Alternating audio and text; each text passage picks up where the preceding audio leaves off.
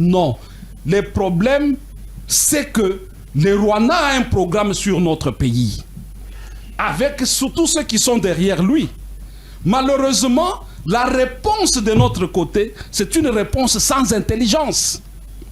L'intelligence stratégique n'y est pas, c'est l'émotion.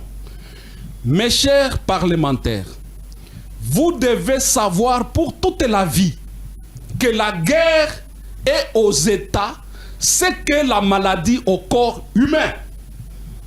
Ce n'est pas mauvais qu'on nous fasse la guerre. Tout comme aussi ce n'est pas mauvais que nous on se lève un matin, on fasse aussi la guerre à un autre État. Les États sont faits pour se faire la guerre. Mais le problème c'est la réponse. La réponse congolaise, c'est celle que vous voyez là, où vous trouvez les responsables politiques congolais qui vous disent pour que cette guerre s'arrête, nous devons dialoguer. Moi, je vous propose que ce pays ne doit pas être un pays de la paix. Nous devons quitter cette chanson de la paix pour embrasser la chanson de la guerre. Je sais que vous n'êtes pas préparés, mais nous allons y arriver. Hier, dans cette ville de Kinshasa, lorsque ces mêmes Rwandais sont venus avec des armes à la main, le peuple de Kinshasa s'est élevé. C'est une histoire récente, vous le savez très bien. À Tchangou là-bas, ils sont entrés avec les armes, mais ils ont été désarmés par une population sans armes, vrai ou faux? C'est vrai, c'est une histoire que vous connaissez. Et comment on va dire que aujourd'hui tout ce qui nous reste, c'est le dialogue? Qui peut accepter ça? Il ne nous reste pas le dialogue, il nous reste de nous auto-défendre. Nous de Kinshasa, c'est nous qui bloquons le pays à cause de nos conforts, à cause de nos cravates, à cause de nos costumes, à cause de la climatisation. La climatisation qui est dans les véhicules, qui est dans la chambre, qui est partout. Aujourd'hui, les responsables politiques, honorable président, la main est morte, est molle. La main est molle. Vous les saluez, c'est comme s'il n'a pas de chair. Donc c'est doux, c'est tendre. Et ça, on ne veut pas sortir. C'est là où il y a le problème. C'est là où on nous fait croire qu'il s'agit d'une guerre de régime. On laisse au régime de se débrouiller. Alors que la guerre ici, elle est faite à un peuple. Un peuple qu'on veut remplacer. Allez à Kivu, au Kivu. Il y a des mouvements de remplacement, honorable président. Il y a des mouvements de remplacement en ce moment. Allez au Kivu. Vous ne voyez pas les images de comment on chicote les Congolais? Il y a un mouvement d'esclavagisation des Congolais. Il y a un mouvement de domination des Congolais que vous acceptez de Kinshasa en réclamant des dialogues qui n'ont pas de sens. Combien de fois le Congo a dialogué? Nous avons dénombré, honorable président, 47 fois, toutes sortes confondues, 47. Mais où sont les solutions? Et nous disons, nous sommes les fronts anti-dialogue parce que nous n'avons aucune garantie, honorable président, aucune garantie que si nous tenons le dialogue, il n'y aura plus de conflit demain. Parlement des étudiants.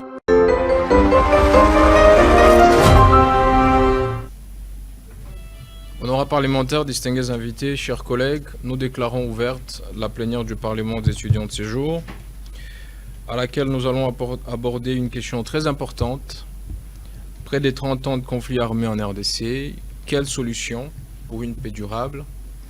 Alors que notre pays traverse une crise sécuritaire majeure, il est très important d'escruter cette question et nous avons un invité de détail pour échanger à ces sujets. C'est le président Dieudonné Nkissi Kazadi, qui est président du Congo Positif et président du Front Anti-Dialogue, qui nous fait honneur d'échanger avec le parlementaire à ces sujets. Sans plus tarder, nous allons l'accorder 15 minutes pour son allocution introductive, où il va nous brosser de manière panoramique les solutions qu'il pense être possibles après 30 ans de conflits armés, et après quoi interviendront les questions que les étudiants pourront lui poser pour davantage creuser les sujets et éclairer l'opinion à ces sujets. Monsieur Dieudonné, vous avez la parole pour votre allocution.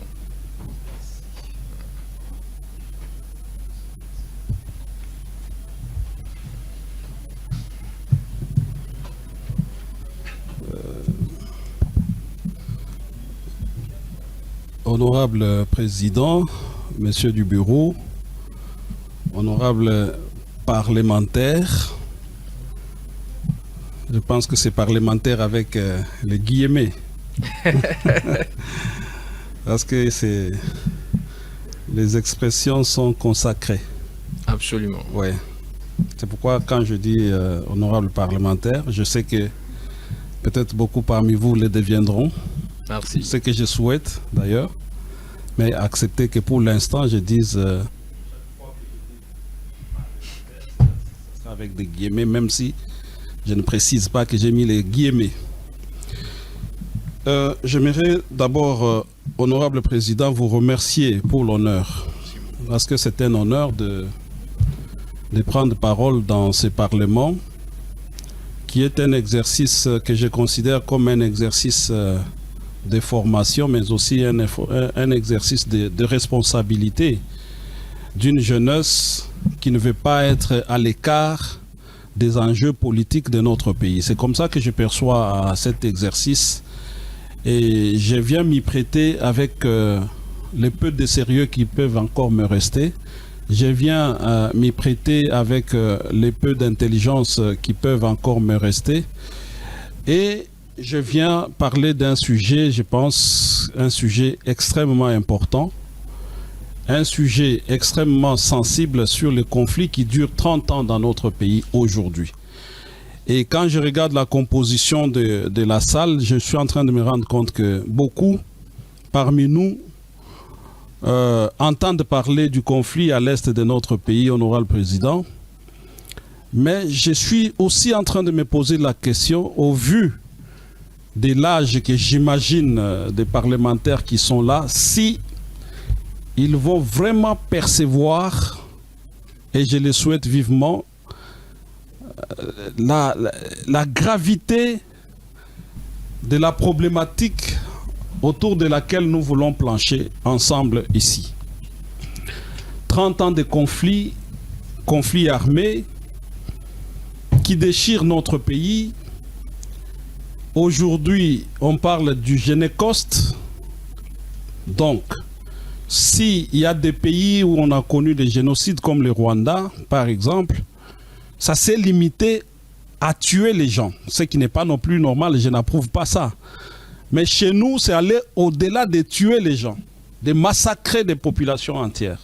Chez nous, les génocides s'accompagnent d'un autre phénomène, l'exploitation illégale des ressources qui nous reviennent à nous tous et qui sont accaparées aujourd'hui par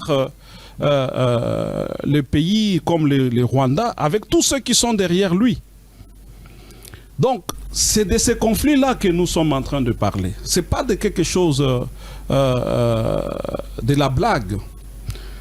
Et parlant du conflit qui nous déchire aujourd'hui, qui nous déchire aussi bien dans notre chair que dans notre âme, je pense qu'il nous faut beaucoup de responsabilités pour aborder cette question, parce que aujourd'hui, nous faisons face à tout un laboratoire. Président, vous avez dit 30 ans de conflit, mais un conflit ne peut pas éclater, se développer 30 ans durant s'il n'y a pas eu un travail de laboratoire pour que ces programmes-là puissent se développer et arriver jusqu'à maturité. Aujourd'hui, on est en train de parler de la balkanisation. On est presque au point de chute de la balkanisation de notre pays, mais c'est parce qu'il y a eu un laboratoire. Mais les problèmes que nous avons aujourd'hui, parlant du conflit à l'est de notre pays, c'est la réponse congolaise qui m'étonne, honorable président. Voici un pays qu'on appelle le Rwanda. Je parlerai beaucoup du Rwanda parce qu'il s'agit de lui. Même si beaucoup parmi les Congolais cherchent à trouver d'autres raisons à la crise, mais nous devons savoir que cette crise, si le Rwanda s'arrête, cette crise s'arrête. L'exemple est là. L'exemple, le tout dernier que je vais vous donner, c'est que nous étions tous ici. Vous tous, vous n'êtes plus enfants, vous n'êtes plus des enfants dans cette salle. tous nous avons été ensemble ici, nous avons vécu ici avec Corneille Nangaa. Mes chers amis, mes chers parlementaires, où est-ce que Corneille Nangaa a trouvé de l'argent pour entretenir une armée? Où est-ce qu'il a trouvé de l'argent? Parce qu'une cartouche coûte $1. Entretenir, la dernière fois, il nous a montré plus ou moins 7000 militaires, 7500 militaires. Il faut les nourrir, il faut les habiller, il faut les soigner, il faut les entretenir, il faut leur payer de la solde. Où est-ce qu'il a trouvé de l'argent? Pour que de ce côté, du côté du Congo, il y ait des gens qui pensent que cette guerre, ces conflits, c'est un conflit interne. Ça ne sera jamais un conflit interne. Ça n'a jamais été un conflit interne. C'est un conflit, c'est une guerre qui est faite contre le peuple congolais. Là aussi, honorable président, je souhaite que cela soit souligné. C'est un conflit qui est fait contre le peuple congolais, alors que les laboratoires rwandais veulent le présenter comme un conflit entre Congolais, comme un conflit interne au Congo. J'en veux pour preuve que ce conflit dure 30 ans, honorable président. Quand ça a commencé en 1996, on nous a dit, le Rwanda a dit qu'il venait avec Mzee Laurent Désiré Kabila pour chasser le dictateur Mobutu. Une dictature féroce qui avait déjà fatigué tout le monde. Et donc il fallait chasser ces dictateurs-là. Ils sont arrivés ici. Etienne Tshisekedi, quand ils arrivent, il leur dit non, écoutez, nous vous avons accueillis, mais il faut nous donner la facture et puis vous allez répartir. C'est l'histoire récente que vous ne devez pas oublier, honorable député. Donc, c'est une histoire récente. Donnez-nous la facture, nous allons payer la facture et vous allez rentrer chez vous. Mais les amis qui sont venus nous aider à chasser les dictateurs, honorable président, ils n'ont plus jamais voulu répartir. Eux qui venaient nous aider juste à nous débarrasser du dictateur, ils sont restés là. Et quand celui qui les a amenés, Mzee Laurent Désiré Kabila, leur dira, écoutez mes chers amis, vous êtes venus m'accompagner, mais maintenant il est temps de répartir. Vous connaissez tous les sorts qui a été réservé à Mzee Laurent Désiré Kabila.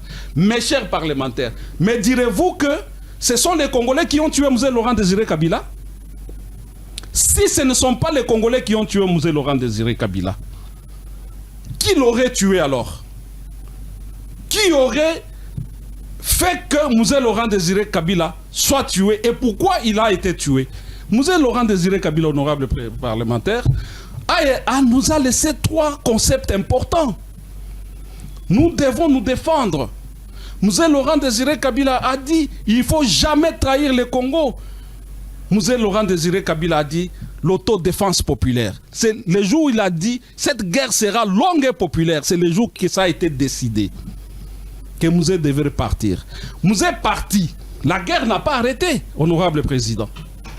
La guerre ici dont on dit que non, il fallait chasser Mzee, il fallait chasser Mobutu par exemple, pardon, Mobutu est parti.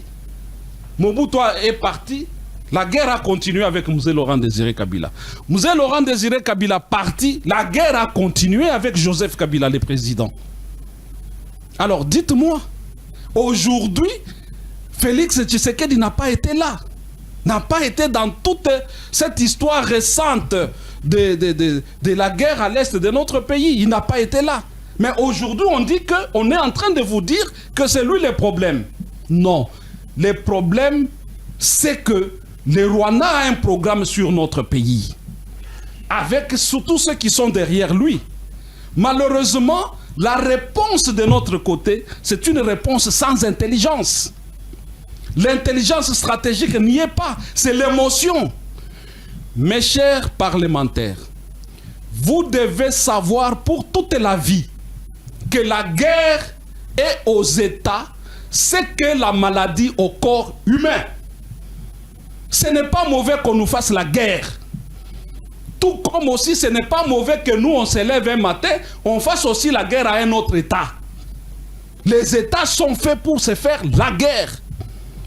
Mais le problème, c'est la réponse. La réponse congolaise, c'est celle que vous voyez là, où vous trouvez les responsables politiques congolais qui vous disent pour que cette guerre s'arrête, nous devons dialoguer. L'article 63 de la Constitution de notre pays. Beaucoup de politiciens n'en parlent pas, honorable président.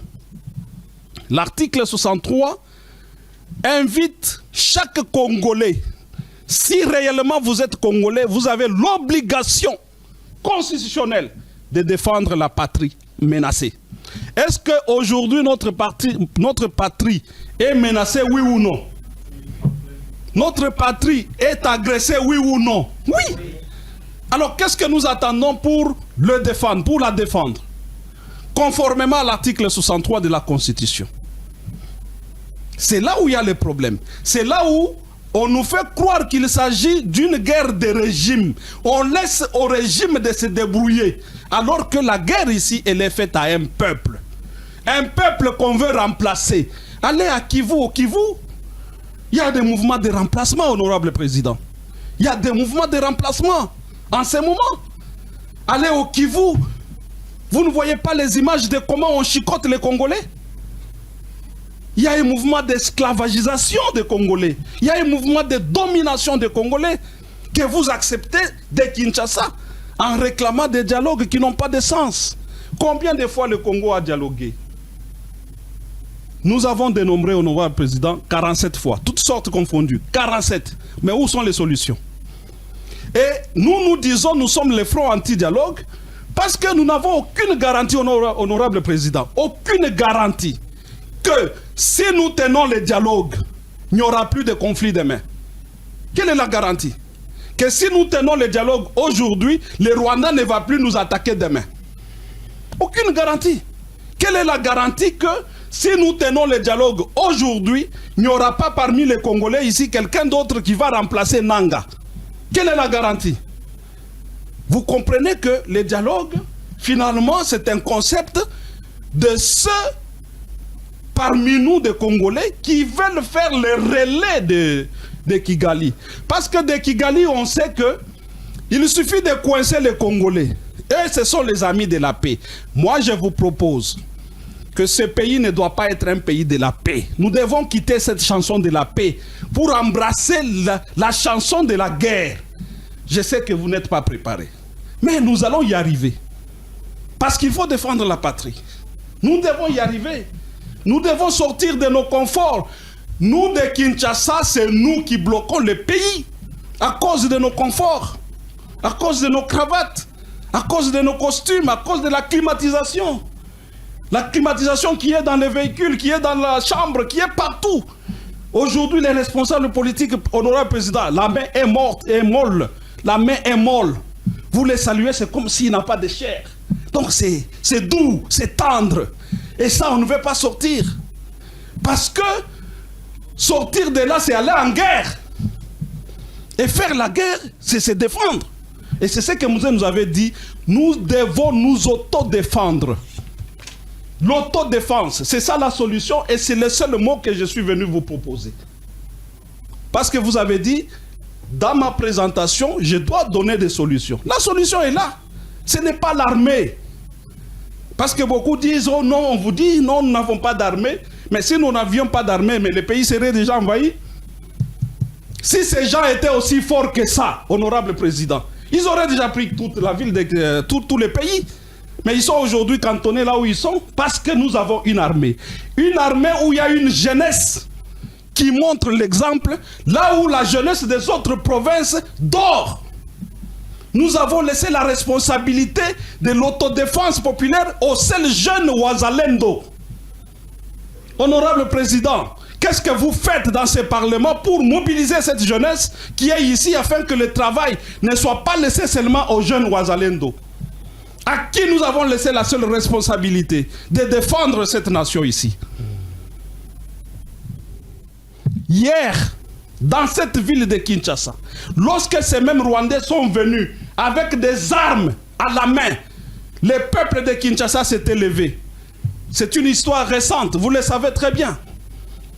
À Tchangou là-bas, Ils sont entrés avec les armes, mais ils ont été désarmés par une population sans armes. Vrai ou faux?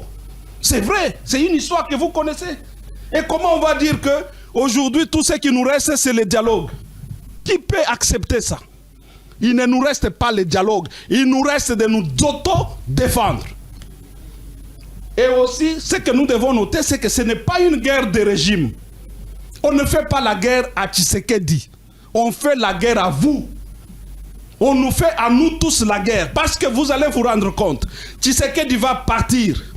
D'ailleurs, son mandat constitutionnel s'arrête en 2028. Je dis bien le mandat constitutionnel. 2028. Il va partir. Mais vous verrez qu'au-delà de 2028, cette guerre va continuer. Parce que leur programme, ce n'est pas Tshisekedi. Ça, ce n'est qu'un mensonge. Pour nous diviser. En réalité, la guerre, c'est une guerre contre le peuple congolais. Comment contre le peuple? Parce qu'on est en train de les remplacer. Parce qu'on est en train d'occuper ces terres. Parce qu'on est en train d'exploiter ces ressources. Parce qu'on est en train de les martyriser. Parce que cette guerre, honorable président, je l'ai dit ici, une cartouche coûte $1. Imaginez combien notre pays dépense chaque jour pour garder les positions qui sont là. Si cet argent ne partait pas là-bas, combien d'écoles on n'aurait pas construit? Combien de kilomètres de routes on n'aurait pas construit? Voici aujourd'hui, depuis qu'ils ont pris Bunagana jusqu'à aujourd'hui, ça fait 3 ans déjà. Imaginez combien d'argent est englouti. Quand cet argent part, honorable président, ce n'est pas à nous qu'on a privé certains besoins. C'est à nous. C'est au peuple congolais, c'est au peuple qu'on fait cette guerre. Malheureusement, vous avez encore parmi nous des acteurs politiques qui pensent que ce pays leur appartient. Veuillez chuter, monsieur le président. Pardon? Veuillez chuter. Je vais chuter. Par vous dire ceci, sachez que ce pays n'appartient pas aux politiciens. Parce que les politiciens, depuis qu'ils sont allés à Sun City, ils se sont attribués ce pays ici. Donc, tout ce qu'ils disent doit se faire. Et rien de ce que dit le peuple ne peut se faire. Vrai ou faux, nous sommes avec vous ici. C'est vrai ce que je dis.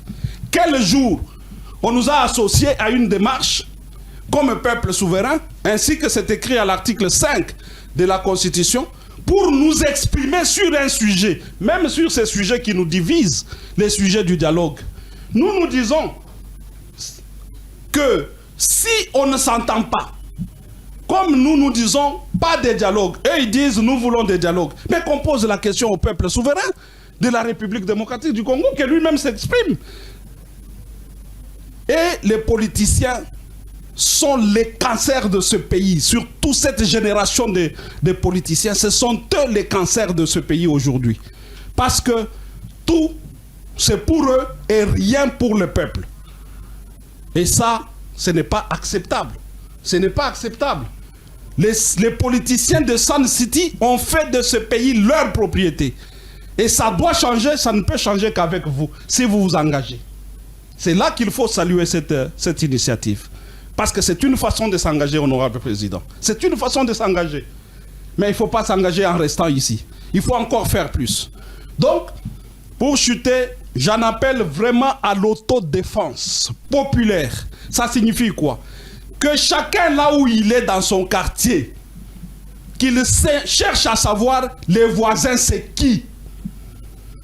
Les voisins c'est qui et les voisins fait quoi? Ça commence par là. Parce que l'infiltration est terrible, honorable président. Ils nous ont envahis de partout. Dans l'armée, dans l'administration, de partout ils sont là. Et donc il faut les dénoncer. Il faut les dénoncer. Et l'autodéfense populaire commence par là. Et moi je vous remercie, je remercie aux parlementaires qui sont là. Et je vous remercie, honorable président, ensemble avec votre bureau. Merci beaucoup, monsieur le président. Merci pour ces discours vibrants qui fait vibrer à la fois le cœur et les cerveaux. Nous vous prions de prendre place pour que nous débutions la séance des questions-réponses. Je vais inviter l'honorable Mohamed pour son allocution.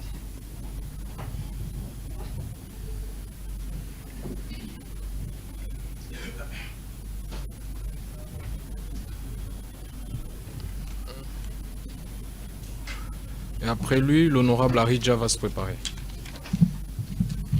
1 minute 30 secondes, honorable Mohamed. Merci beaucoup, honorable président, pour la parole. Honorable président, honorable membre du bureau, distingués collègues.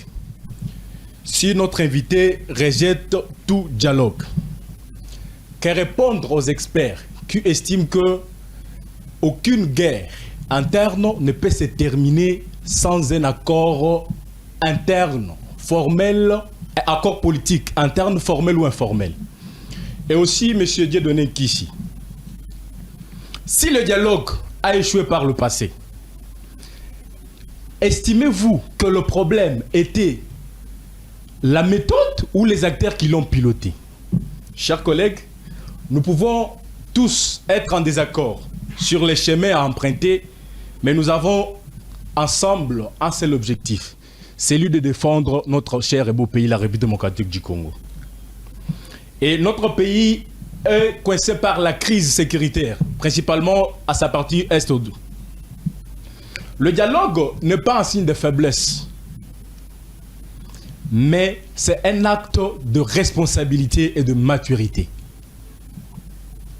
Dialoguer ne signifie donc pas accepter l'inacceptable ou effacer toutes les injustices subies, honorable président. Et je voulais dire ceci à notre invité. Le dialogue signifie créer un espace où chacun peut exprimer sa vérité comme vous l'avez fait, notre invité, où les solutions seront construites, ou encore les tensions peuvent enfin être désamorcées. Honorable président, notre peuple, le peuple congolais, mérite une République démocratique du Congo apaisée, où les enfants doivent entendre les cloches des écoles et non les cris des armes. Je donnerai président.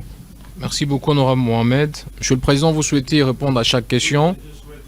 D'accord, merci beaucoup. Rencontrer l'honorable Mohamed dans ses interrogations. Oui. Je remercie vraiment l'honorable parlementaire qui a dit qu'il n'y a aucune guerre qui peut se terminer sans accord. Oui, tout dépend de l'angle où on se situe. Vraiment, il faut qu'on se comprenne qu'on se situe. On se situe où? On se situe sous deux approches. L'approche courante que tous les Congolais partagent, enfin, dont tous les Congolais parlent, ou de laquelle on a parlé à tous les Congolais.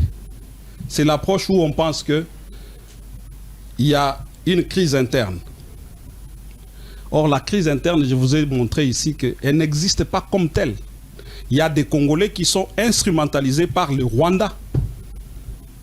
Il y a des Congolais qui sont tout simplement instrumentalisés par... Je vous ai posé la question de savoir où est-ce que Nanga a trouvé tout ce qu'il a, si ce n'est pas le Rwanda qui lui a donné tout ce qu'il a pour faire ce qu'il fait. Maintenant, s'il faut un accord, c'est un accord avec qui? Avec Nanga ou avec Kagame? Les États, pour aboutir à un accord. Parce que même nous ne disons pas que foncièrement, il ne faut pas dialoguer. Mais il faut dialoguer avec qui? Le dialogue doit se faire, s'il faut dialoguer, il faut le faire avec les problèmes. Avec celui qui pose les problèmes. Et celui qui pose les problèmes dans ce monde aujourd'hui, dans cette partie, c'est le président Kagame. Et donc, s'il y a un accord, c'est celui-là. Les États, comme ils sont faits là, ils sont faits pour se faire la guerre. Le problème ici, c'est qu'on nous oppose la guerre, mais nous nous opposons la paix. Or, quand on vous pose un problème de mathématiques, donnez des réponses mathématiques. Quand on vous pose une question de géographie, donnez des réponses de géographie. Le président Kagame fait une guerre économique pour exploiter nos ressources et pour occuper notre espace. N'est-ce pas? Au nom de quoi vous pensez que votre paix l'intéresse? Au nom de quoi? Il faut être naïf pour penser que la paix des Congolais l'intéresse, lui qui doit gagner de l'argent. Lui qui doit gagner de l'espace. C'est là qu'il y a l'inadéquation. Donc, l'accord, oui, aucune guerre ne peut se terminer, mais il y a aussi les États qui s'imposent. Si, aujourd'hui, avec tout l'arsenal que nous avons, en termes de nombre, nous tous ici, Congolais, nous constituons déjà une grande force qui ne peut pas faire durer cette guerre pendant 2 minutes face au Rwanda. Rien que le nombre que nous sommes. Ça veut dire que les jours où nous allons, c'est pourquoi j'ai même amené l'ouvrage que j'ai amené là, que je vous recommande d'ailleurs, s'il vous plaît. Ça, c'est une mine d'or. RDC entre impuissance et déni de puissance, du docteur professeur Silas Makangu Mimil. Lisez ces livres. Donc, si nous exerçons notre puissance, qui est d'abord démographique avant tout les restes, nous allons arrêter cette affaire. C'est pourquoi nous vous parlons également de l'autodéfense populaire. Cette guerre dure parce que les peuples s'est résigné. Cette guerre dure parce que nous sommes dans les dénis de guerre. Donc, accord, oui, mais pas avec... vraiment pas avec les pantins. Vraiment pas avec les pantins. Si je peux vous renchérir, ça veut dire que ce qui se passe à Doha, vous ne soutenez pas cette démarche? Pas du tout. C'est la capitulation, honorable président. C'est la capitulation. Ce qui se passe à Doha, on ne fait que nous trimballer, honorable président. Le Congo ne fait que voyager de capitale en capitale. Hier, c'était Lusaka, Gaborone, quoi encore? Sun City. Voilà, c'était ça. Kampala. Hier, c'était ça. Aujourd'hui, donc à chaque cycle, les capitales changent. Et nous, on ne fait que nous trimballer, on ne fait que nous faire danser. On ne fait que danser et on ne fait que danser à la musique du Rwanda. Comme s'il n'y a pas d'intelligence ici pour comprendre ça. Le Rwanda, pourquoi il nous fait trimballer maintenant? C'est parce qu'il sait que nous avons plus ou moins le soutien de Washington, dont le président Trump va quitter le pouvoir avant le président Kagame. Honorable président. Ils le savent.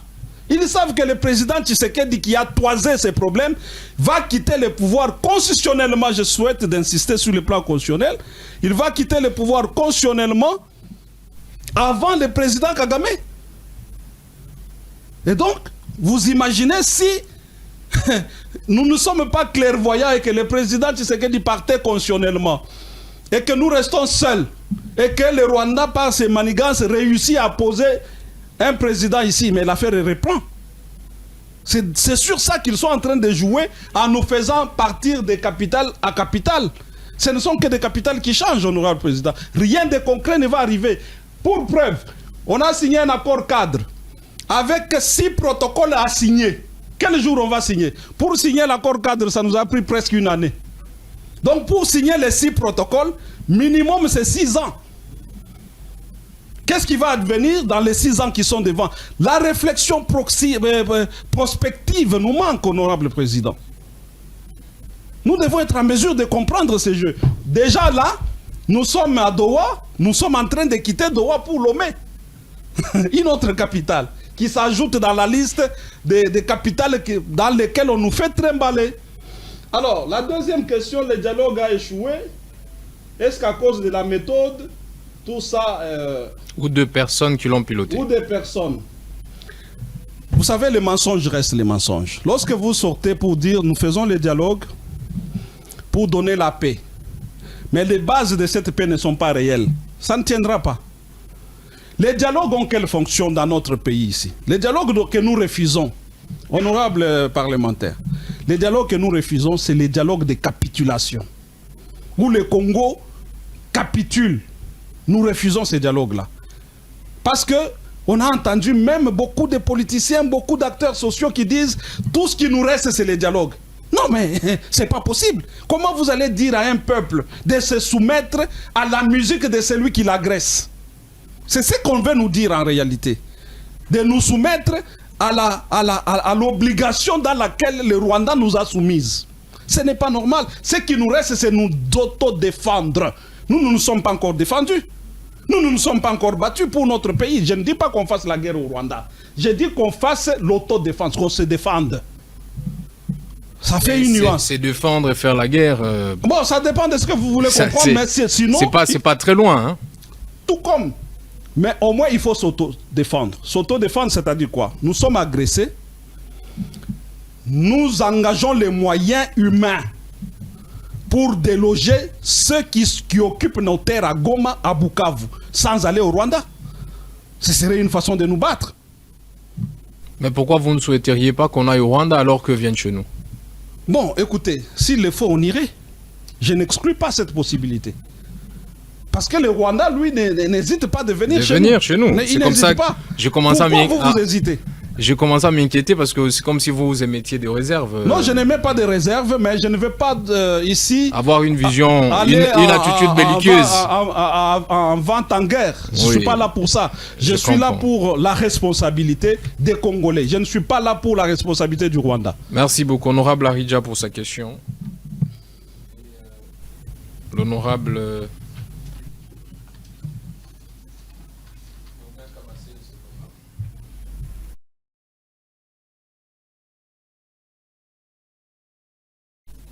L'honorable Jancy.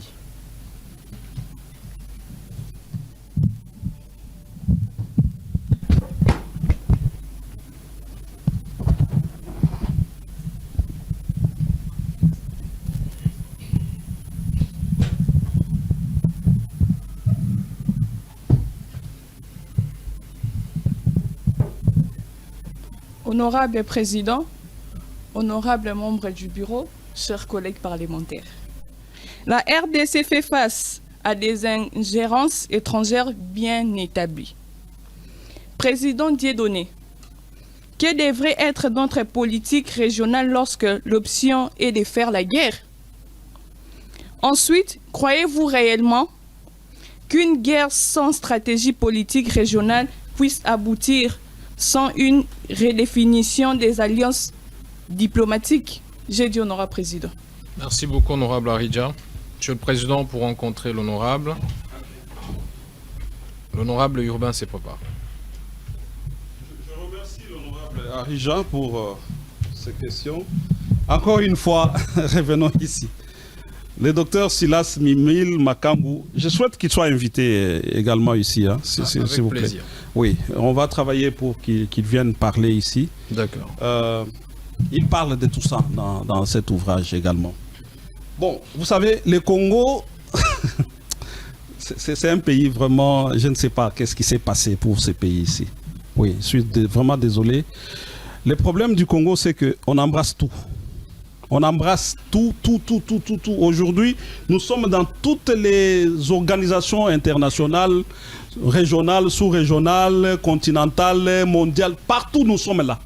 Mais on n'évalue jamais notre présence dans ça. Ça veut dire que, c'est comme le dit Mimil ici, on n'a aucune politique étrangère établie comme ça.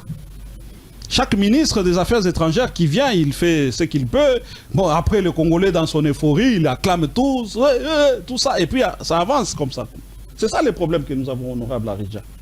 C'est ça le problème. On n'a pas de politique étrangère définie. Une ligne comme ça. Le Congo, dans sa dimension continentale, ne devrait pas avoir un ministre des Affaires étrangères. Il devrait avoir un ministre des Affaires africaines, un ministre des Affaires européennes, un ministre, ça ne devrait pas être des petites divisions comme ça, division des affaires étrangères, enfin des affaires européennes, de l'Union européenne. Non, on doit avoir une vision beaucoup plus grande parce que nous sommes presque un continent ici, nous sommes un pays stratégique. Les ingérences viennent de quoi? Viennent de la complaisance. Nous avons des dirigeants très complaisants, malheureusement. Je ne parle pas seulement de ceux qui sont là aujourd'hui. Vous savez, quelqu'un m'a dit que... Je connais un responsable politique, hein, excusez-moi de vous faire cette confidence, hein, mais il me parlait du Premier ministre Matata. Que lui, s'il voit, excusez-moi, malheureusement, ça passe à la télévision. Je ne sais pas si je dois vraiment vous donner cet exemple. Mais pour vous dire que nous, Congolais, on est très complexés devant l'étranger. Extrêmement complexés. Même nous ici, il suffit qu'un étranger entre ici. Vous allez voir vos attitudes. C'est la même chose même au niveau des dirigeants. Les gens tremblent. Et ça facilite les ingérences. Et la corruption, on est corrompu, même pour ce qui est de notre existence. On vous donne un petit rien, vous signez des papiers. On vous donne un petit rien. Comment on ne va pas vous... Les gens ne vont pas s'ingérer. Et quand les gens font les gérances, il n'y a personne pour dénoncer, il n'y a personne pour refuser. Il n'y a personne. Il n'y a personne pour claquer la porte. Il y a beaucoup d'organisations internationales dans lesquelles on devait déjà claquer. Déjà, le fait que nous soyons agressés et que les mécanismes du chapitre 7 de la Charte des Nations Unies ne soient pas actionnés pour inviter le Rwanda à quitter notre territoire. Mais on devait déjà quitter les Nations Unies. Mais il y a eu la résolution 2773 qui a demandé aux Nations Rwanda Unies, qui a décidé Président, tout cela. Je parle sous le contrôle des internationalistes qui sont dans la salle. Si vous allez aux Nations Unies, vous faites l'inventaire des résolutions qui ont été prises sur le Congo. Vous serez étonné. Ce n'est pas la première. Aux Nations Unies, c'est ça leur travail. Ils prennent les résolutions qu'ils n'appliquent jamais. Ils prennent des résolutions. Il y en a plein. Ce n'est pas la première, ce n'est pas la dernière. Ils en prennent, ils en ont beaucoup. Beaucoup de résolutions sur notre pays n'ont jamais été appliquées. Okay. Malheureusement, ici, il nous faut des dirigeants révoltés. Il nous faut des dirigeants bouillants.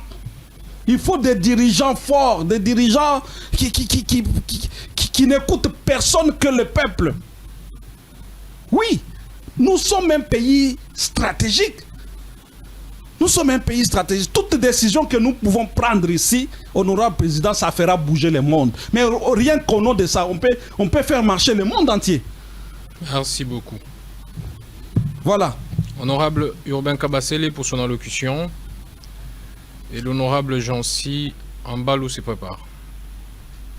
Très rapidement.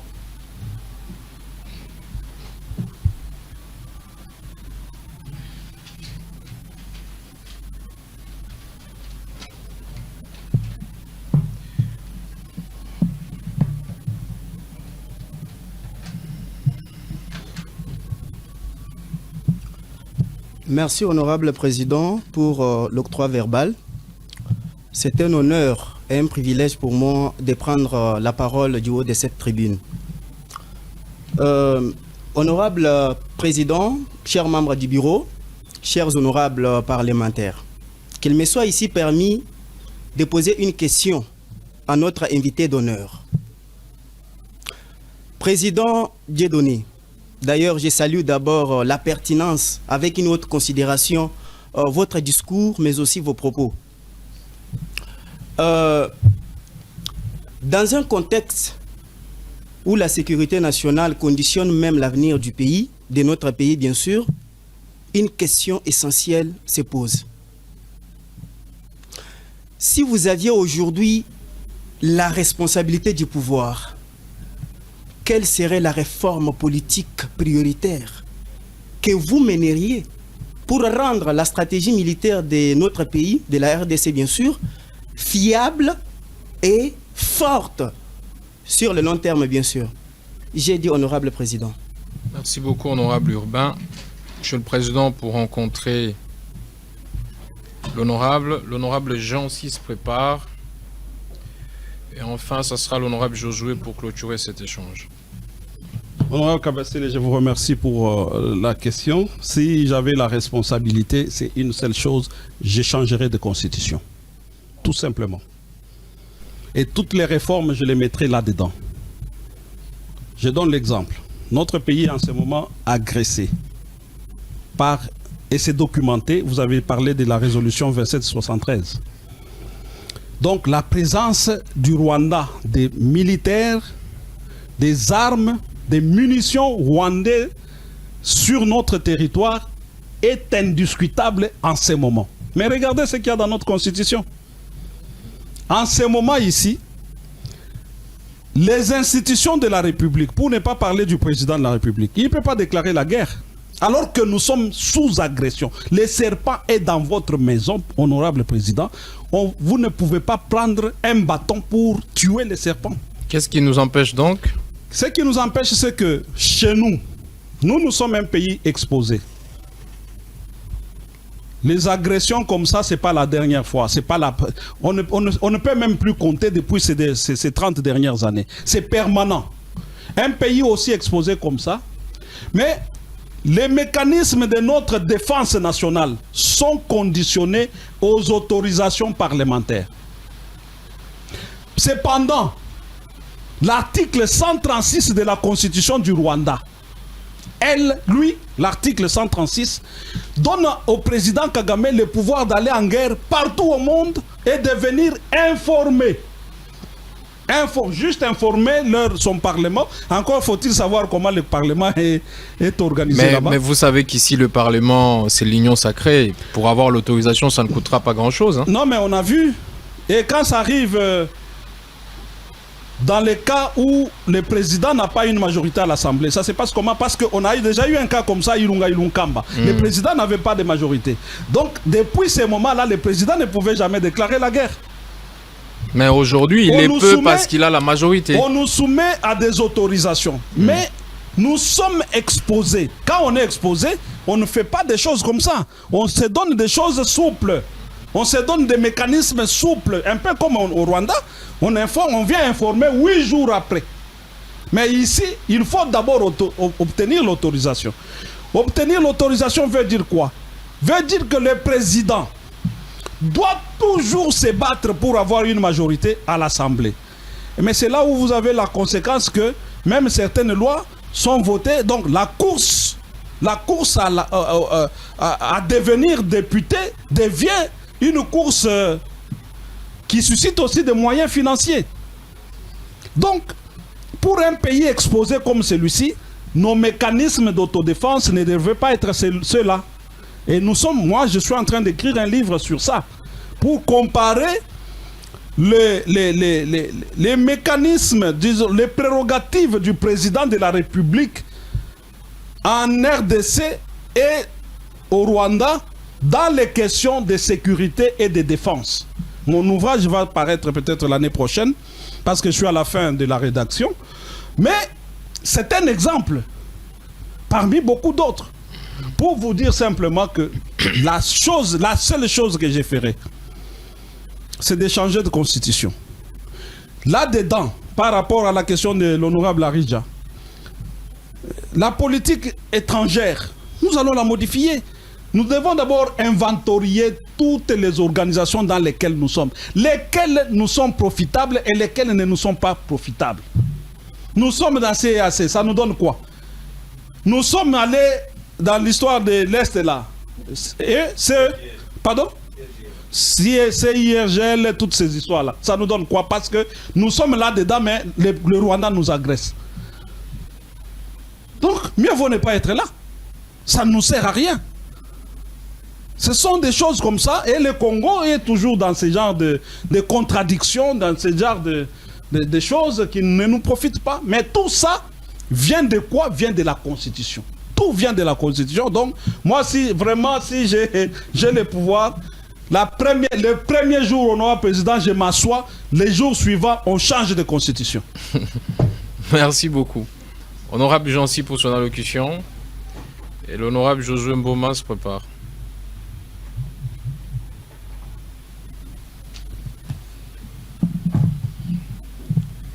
Honorable Président, honorable membre du bureau, chers collègues, ma question est la suivante. Une guerre durable nécessite une armée disciplinée, équipée et payée régulièrement. Quelle est votre évaluation objectif de la capacité opérationnelle actuelle des forces armées de la République démocratique du Congo pour mener une guerre totale et prolongée? J'ai dit honorable Président. Merci beaucoup, honorable Jancy. Monsieur le Président, pour rencontrer l'honorable Jancy.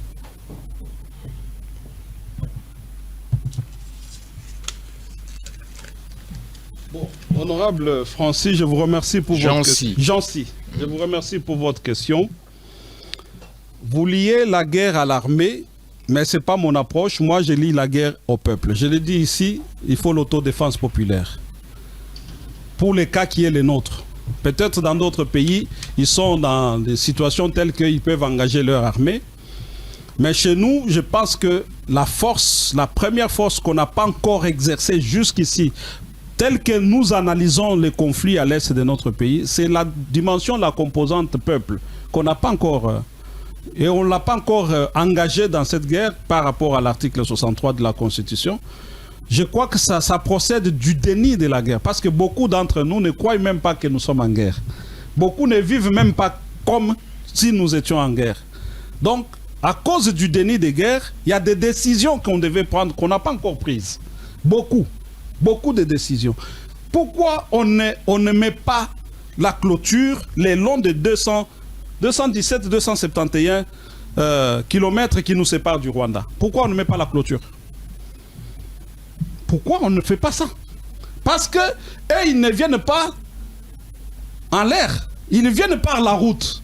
Et ils ont l'habitude de venir voici 30 ans. Autant que nos populations de l'Est vivent notamment du commerce au Rwanda. Quand vous mettez la clôture, vous vous rassurez d'avoir une politique économique interne qui ne puisse pas asphyxier les populations de l'Est. Quand vous regardez les mouvements, c'est plus les Rwandais qui viennent chez nous que nous, on va au Rwanda. Ah bon? Quand vous regardez les mouvements. Ok. Oui, je connais quelque chose de ça parce que j'ai fréquenté le coin pendant longtemps. Donc, et même si on met la clôture, ça veut dire les gens normaux, nos frères rwandais qui veulent venir chez nous, on va les contrôler, comment ils entrent. Il y aura des portes par lesquelles ils entrent. Quand ils entrent, on sait même les scanner, on sait même les checker pour voir est-ce qu'il vient avec les armes ou bien il vient sans armes. N'est-ce pas? Au moins, on va contrôler les mouvements. Mais voici 30 ans que ces gens viennent tout le temps chez nous créer la désolation. Mais l'une des solutions, c'est de faire un mur. Et nous, comme parti politique, nous avons proposé ça depuis 2017. Jusqu'à aujourd'hui, personne ne nous écoute. Les dénis de la guerre. Les dénis de la guerre. Donc, parce qu'on minimise la situation de ces côtés, alors que de l'autre côté, on prend la situation au sérieux. Alors, donc, pour nous, la guerre, c'est d'abord le peuple. L'armée aussi. L'armée, bon, je ne sais pas si j'ai la compétence nécessaire pour parler de l'armée. Je n'aime pas trop parler de l'armée parce que c'est sensible.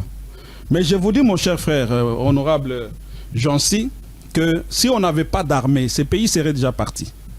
Quand vous regardez la convoitise qu'il y a sur ces pays, quand vous regardez les complots qu'il y a sur ce pays, il y a un auteur que j'aurais bien voulu retrouver ici rapidement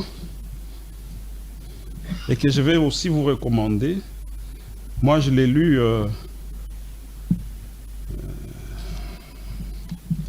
Barassiette, Pierre Barassiette. Il a écrit dans son livre que le Congo, tous les 10 ans, il y aura la guerre au Congo. Tous les 10 ans. C'est écrit noir sur blanc dans son livre. Et je suis content que Dr Silas l'ait repris aussi. Pierre Barassiette. Il a écrit, c'est même pas un livre, c'est un petit article comme ça de moins de 20 pages. Il dit noir sur blanc que ce pays sera en guerre tous les 10 ans, honorable président. C'est écrit. Et personne ne le contredit. Et ça se vérifie sur terrain. Tous les 10 ans, la paix cyclique. Et c'est là aussi que nous dénonçons les dialogues. Parce que les dialogues dans ce pays a la fonction de quoi? De l'impunité, brassage, mixage, décrispation politique. Voilà, c'est à ça que sert le dialogue que nous dénonçons. Et le dialogue, c'est pour ça. Donc la capacité opérationnelle, elle est là. Sinon, les pays seraient déjà partis. Ça fait 30 ans que le Rwanda tente de nous prendre des terres. Ça fait 30 ans, mais il n'arrive pas parce que l'armée est là. Ce qui s'est passé de l'autre côté à Goma en janvier de l'année passée, c'est quoi? C'est la trahison, honorable président. Ils nous ont infiltrés, ils ont parlé avec les chefs des bataillons pour que, quand eux vont venir, dès qu'on crépite, les chefs commencent à détaler, commencent à courir. Et quand les chefs détalent, les troupes aussi vont détaler. C'est ce qui s'est passé. On n'a jamais eu d'affrontement comme ça, mais qu'on a eu ne fait qu'une seule fois l'affrontement, vous allez voir. Encore que les bilans macabres qui se passent là-bas, moi je ne sais pas en parler, mais les gens disent qu'il se passe des choses monstrueuses par rapport à ceux qui nous attaquent. Je ne suis pas chaud, je ne suis pas content de ça, parce que toute vie est vie. En les disant, je ne suis pas content, vraiment pas du tout content des gens qui meurent. Parce que c'est des morts pour rien. On aurait dû éviter tout ça parce que le président Tshisekedi, quand il est arrivé, il a proposé des accords pour exploiter les minéraux, exploiter toutes ces choses-là ensemble. Il a proposé ça, mais le Rwanda a refusé. Merci beaucoup. L'honorable Josué Mboma pour son allocution. Et on pourra clôturer cet échange.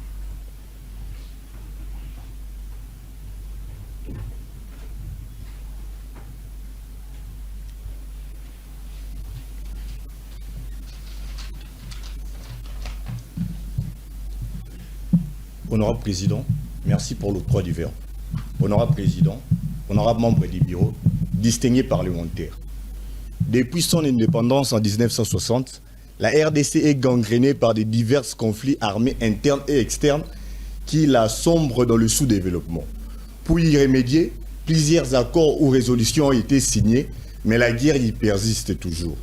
Une question fondamentale mérite d'être posée. La RDC peut-elle réellement atteindre la paix tant que les responsables politiques, les groupes armés et les puissances étrangères poursuivent leurs intérêts divergents? Qui doit assumer la responsabilité du blocage? J'ai dit honorable président. Merci beaucoup.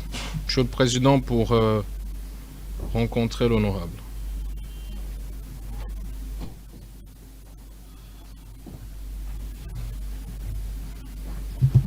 Bon, honorable José, je vous remercie également. Celui qui veut la paix prépare la guerre. Parce que pour atteindre la paix face aux intérêts divergents, nous devons nous préparer à la guerre, y compris à la guerre contre les politiciens. Parce que, je l'ai dit ici, c'est aujourd'hui les cancers de notre pays. Je suis désolé, je suis dans la politique, mais je vois, quand vous analysez, vous vous rendez compte que beaucoup de politiciens de notre pays sont les cancers. C'est les cancers du peuple, contre le peuple. Et j'assume cette responsabilité, la responsabilité de ce que je dis. Donc, je ne pense pas que ce que nous devons rechercher comme peuple, c'est la paix. Parce que c'est ce qu'on nous a mis dans la tête. Un pays comme celui-ci, ce que nous devons rechercher, c'est la guerre. Nous devons continuellement nous préparer à la guerre. Et ce n'est que cette guerre-là qui nous donnera la paix. Malheureusement, on est attaché ici, on veut avoir, un peu comme on dit, on veut avoir l'omelette sans casser les œufs. Je vous ai dit tout au début que la guerre est aux États, c'est que la maladie est au corps humain. Quand la maladie vous attaque, vous n'allez pas rester à la maison. Vous ne pouvez pas vous mettre à pleurer parce qu'on vous a fait la guerre. Mais nous, nous pleurons, nous demandons la paix. Regardez même ce que vous appelez chanson patriotique. Si je suis le ministre, M. Kabassele, honorable, si je suis le ministre des communications, tout ça, les chansons patriotiques ne passent pas. Pourquoi? Parce Pourtant, c'est des chansons qui on doit préparer les peuples à la guerre. C'est quand on sait que vous, là, quand on vous attaque, on touche ne fût-ce qu'à un seul cheveu de votre tête, votre réponse sera terrible, que les gens vont vous respecter. Vrai ou faux? C'est vrai. Pensez au vieux papa du quartier, là où il y a des chiens méchants, vous osez? Même s'il y a la plus belle fille que vous convoitez, vous osez entrer là-bas? On respecte ceux qui sont forts, honorable président. Et ça empêche qu'on chante de chants patriotiques? Pardon? Et ça nous Les empêche tout chants ça? patriotiques nous préparent à la capitulation. Alors que le message qu'on nous envoie de l'autre côté, c'est la guerre. Ça fait 30 ans, honorable président, que de l'autre côté, on nous envoie la guerre. Parce que cette guerre qu'on nous fait leur donne à eux la paix. Ça fait 30 ans que le Rwanda, c'est un oasis de paix. Ça fait 30 ans. Vous entendez quoi là-bas? De là-bas? Rien. Mais ici, nous pleurons tous les jours. Et nous pensons que c'est en pleurant que nous aurons la paix. Non. La paix, c'est pour les braves. La paix, c'est pour ceux qui se sont battus. Vous ne vous êtes pas battus, n'attendez pas la paix.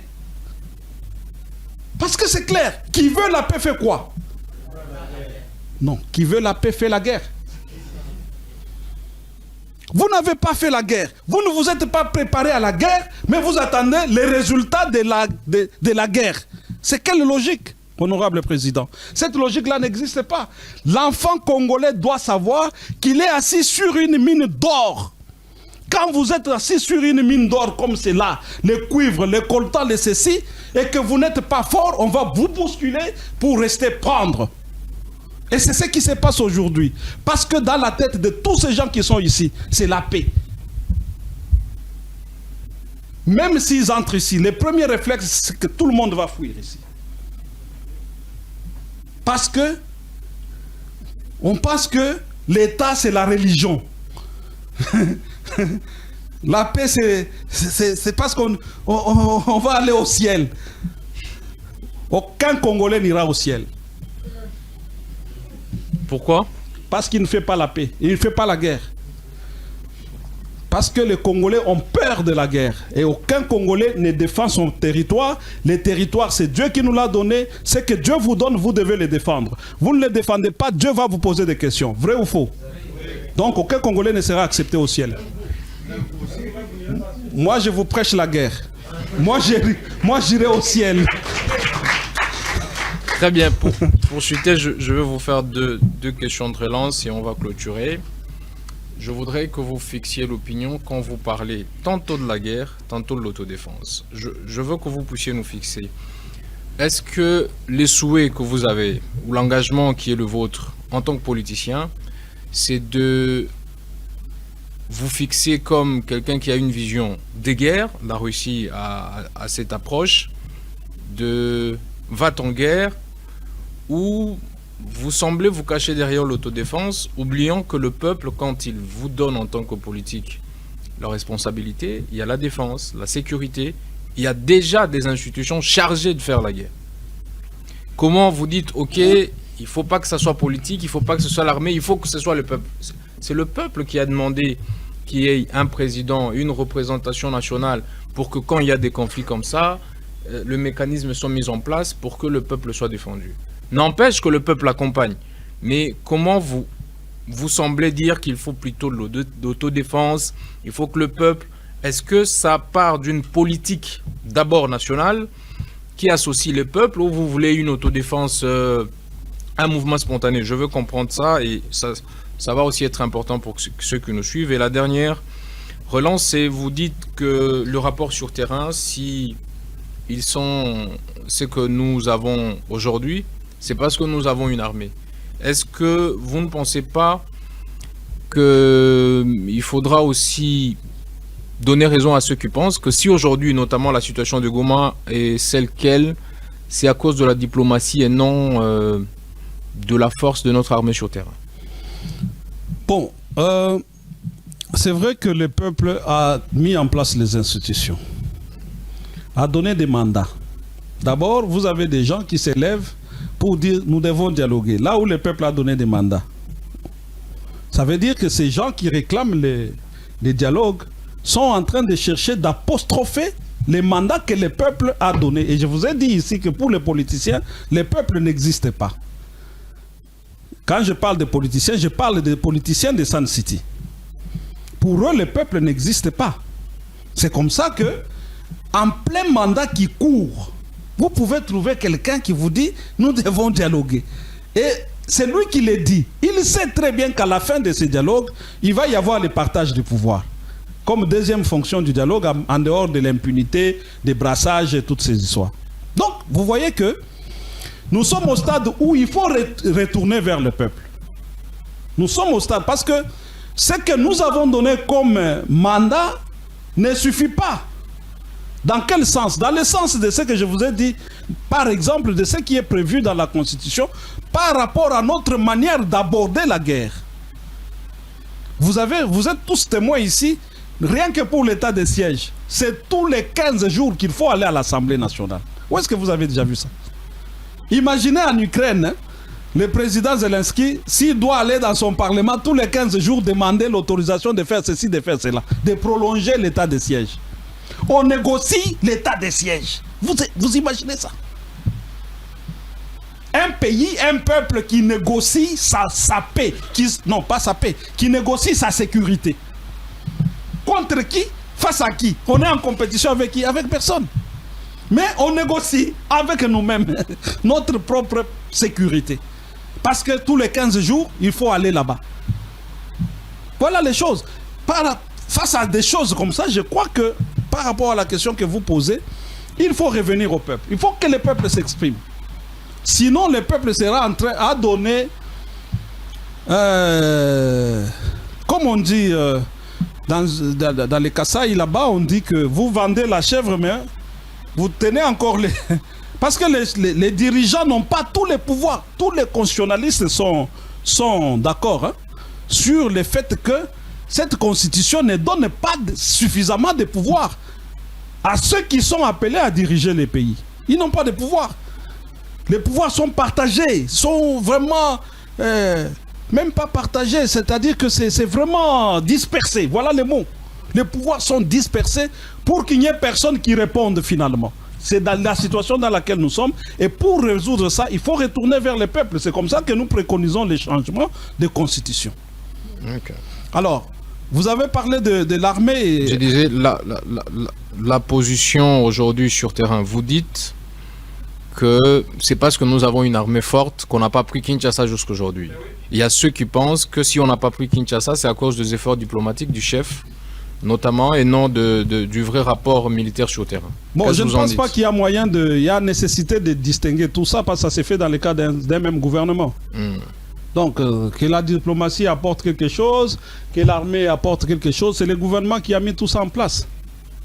Non. Mais que nous avons une armée forte sur terrain. Bien sûr.